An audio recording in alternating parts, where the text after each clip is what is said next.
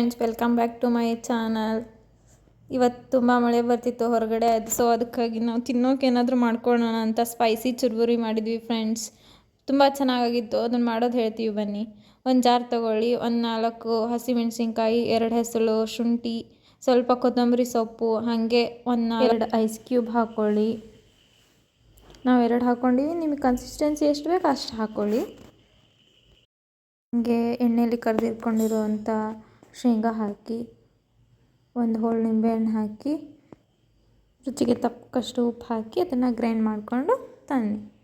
ಈಗ ಒಂದು ಬಾಣಲೆಯಲ್ಲಿ ಗ್ಯಾಸ್ ಏನು ಹಚ್ಚಬೇಡಿ, ನಾವು ಸುಮ್ಮನೆ ಹಂಗಿಟ್ಟಿದ್ದೀವಿ. ಒಂದು ಬಾಣಲೆಯಲ್ಲಿ ನಿಮಗೆ ಎಷ್ಟು ಬೇಕೋ ಅಷ್ಟು ಚುರುಮುರಿ ಹಾಕಿ, ಹುರಿದಿಟ್ಕೊಂಡಿರೋ ಶೇಂಗಾನ ಹಾಕಿ, ಅದು ಮಸಾಲೆ ರುಬ್ಬಿದ್ದನ್ನ ಹಾಕಿ, ಸಕ್ಕರೆ ನೀರು 1-2 ಸ್ಪೂನ್ ಹಾಕಿ ಚೆನ್ನಾಗಿ ಮಿಕ್ಸ್ ಮಾಡಿ, ಕಟ್ ಮಾಡಿರೋ ಈರುಳ್ಳಿ ಹಾಕಿ, ಕೊತ್ತಂಬರಿ ಹಾಕಿ, ರೆಡಿ ಟು ಸರ್ವ್ ಸ್ಪೈಸಿ